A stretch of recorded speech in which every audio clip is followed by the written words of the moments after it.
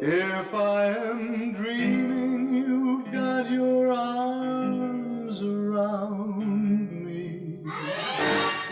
Wake me when it's over, wake me when it's over, not before. And if I'm dreaming that love at last has found me, let me go on dreaming. Wake me when it's over and let me go to sleep again. Now the big gold fretboard is beautifully pinned up on his wall. That's the velvet-voiced Andy Williams.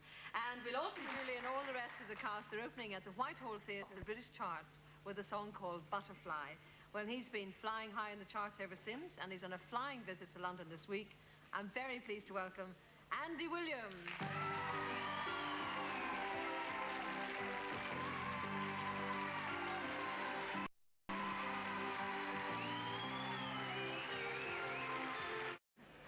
Isn't she funny?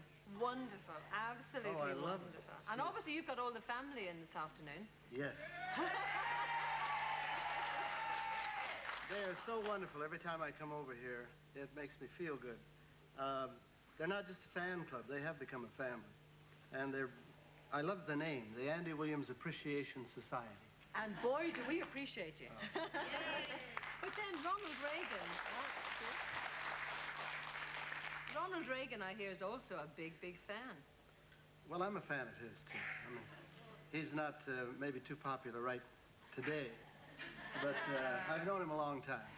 Actually, just going back in your career a little bit, I mean, obviously we know that you performed with the Brothers, but when you decided to go solo, I mean, was that lonely or tough for the first while? Yeah, that was really very difficult because when you're with a group, you feel that there's four people, and if you make a mistake, nobody's going to know the difference. And I'd worked with them for so long.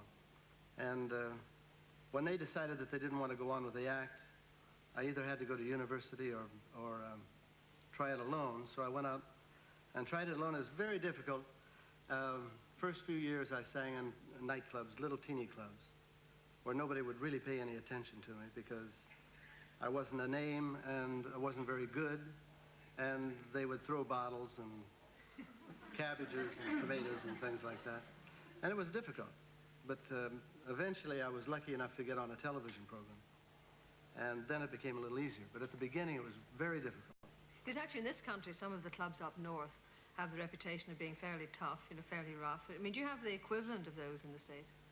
When I first started out, it was, as I mentioned, it was difficult. And I used to work in a tuxedo all the time, which I do sometimes now. But I was working in a little club in Pittsburgh and in a tuxedo standing by the cash register ready to go on. And somebody said, open up the cash register. And then I realized they thought that I was the maitre d'. And I said, I'm just the singer here. I'm going on. They said, and there was a gun in my back. And he said, open the cash register. I'm serious. So the man on stage, the owner of the club, was saying, and now, ladies and gentlemen, here he is, Andy Williams. And I said, excuse me, I've got to go on. And I went up on stage, and I saw him standing there with this gun, and he didn't quite know what to do. He was an amateur, too. So you needed the money on stage. Right. Actually, you know, if you analyze the way you move around all the time, I mean, it's hotels and concerts and more hotels and concerts. Don't you get tired of that sort of hotel life? Yeah, sometimes. I was doing a show very similar to the show you have here called TVAM, I think it's called, the Today Show. Actually, it was Good Morning America. And I had to be there at 7:30. This was in New York, and I got to the hotel around midnight. I was very tired, and I just took my clothes off, except for my underpants, and I got in bed and I went to sleep. And then I woke up about 4 o'clock. I had to go to the bathroom. So I went to the bathroom, closed the door, and then I found out I was out in the hall in my underwear. And try and get somebody to pay any attention at 4 o'clock in the morning in New York City. I could hear a radio behind the door, and I knocked on the door, and nobody's going to open the door at 4 o'clock in the morning in New York City. So finally, I heard the bell of the elevator ring. I was on about the 30th floor, and I poked my head around, I looked around, and a guy got off all by himself. So I said, scared him to death. He jumped back about 10 feet. And then finally he said, aren't you Andy Williams? I said, yes. He said, my wife will never believe it. I said, well, would you please go in your room, and call downstairs and tell him I need a key? He said, oh, wait till I tell her. And finally I got mad at him. I said, please go in there. And the bellman didn't come up for about 10 minutes, so I think he called his wife first. But, you know, when you've got, say, 2 homes in America, and really you're out on the road so much, do you ever get a chance to go to any of your homes?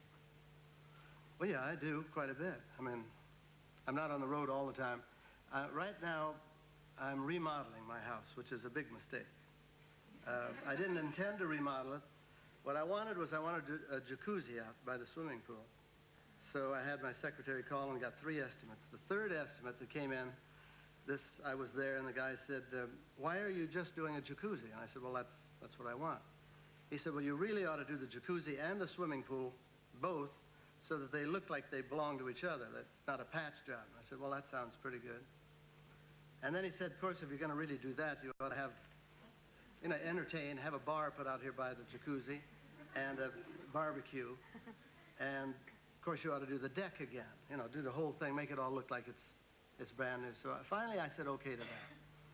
Then he said, I guess you're going to do a lot of entertaining. He said, you have a couple. And I said, no, I live alone here. I have a maid that comes in every day.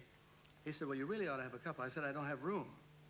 He said, well, why don't you build an apartment down under the front yard? And he talked me into that. Then the city builders came by, and they said, you can't really build an apartment under the front yard unless it's attached to the house. So then we had to build a tunnel from the apartment to the existing basement. It just really got out of hand. Well, I'm surprised you find time in the middle of all of that to come and make an album, but that's exactly what you've done in London. About 6 weeks ago you made it? 6 weeks ago. We did an album like we used to make albums, live. I mean, not in front of an audience, but live with a big orchestra in a studio. And instead of taking 3 or 4 months to complete an album, we did it in 3 days. 2 songs in the morning, 2 songs in the evening, 3 days in a row. And it turned out very well. It's a very romantic album of songs from movies. But then you see, the girls tell me in your Appreciation Society that you are a very romantic fella. Is that what they say? See the cheer? Well, sort of. Sort of. Sort of. So you're going to sing us all a romantic song then? Yes, I'd like to. What are you going to sing off the album? This one is called My Funny Valentine. We look forward to hearing it. Andy Williams, thank you very much. Thank you.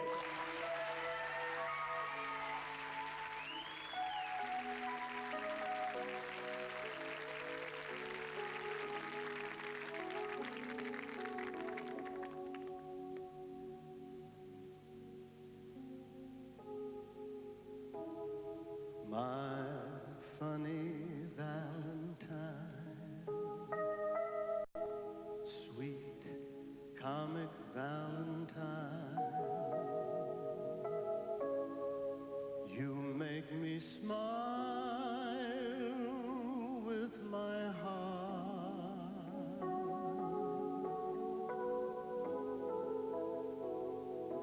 Your looks are laughable, unphotographable, yet you're my favorite work of art. Is your figure less than Greek?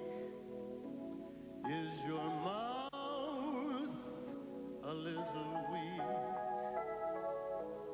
When you open it to speak, are you smart?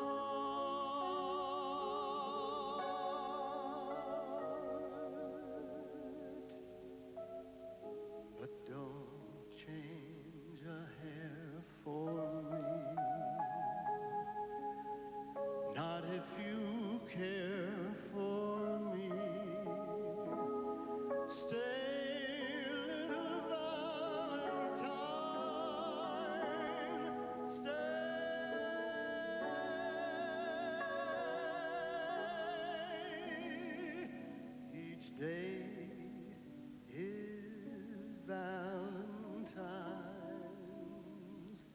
Day.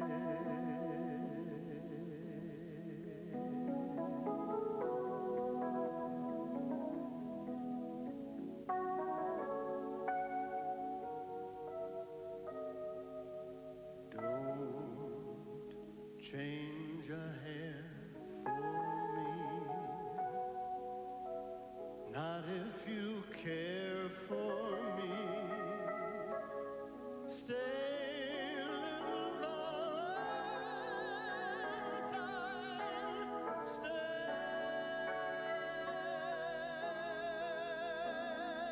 Each day is Valentine's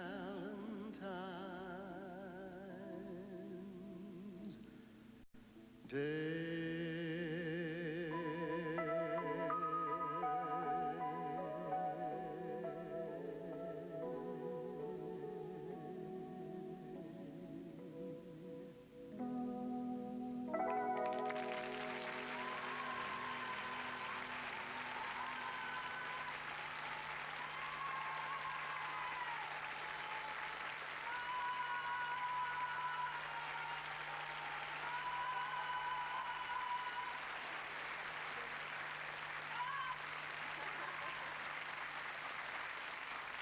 I must say, you're in wonderful voice. Thank you very much. It's terrific. Thank you very much indeed for not only singing the song, but coming to see us on Sunday, and to the Appreciation Society for turning up on time. Thanks a Pleasure, lot. thank you. And that's all from us for this week. Naturally, next Sunday we'll have another all-star lineup. So make a date, 5:30, Sunday. See you then. Bye-bye.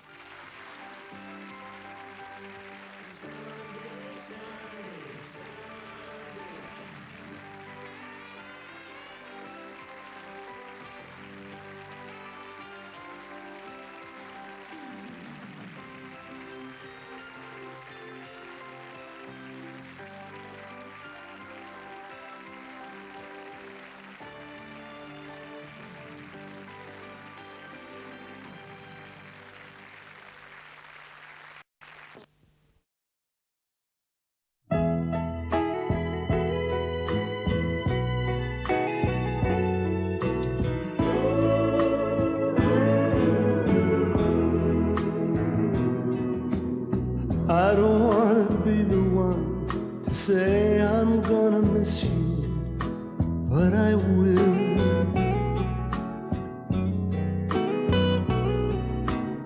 I don't want to say I'm gonna cry my eyes out, baby, but I will. I'm not ashamed for you to know how much I really love you.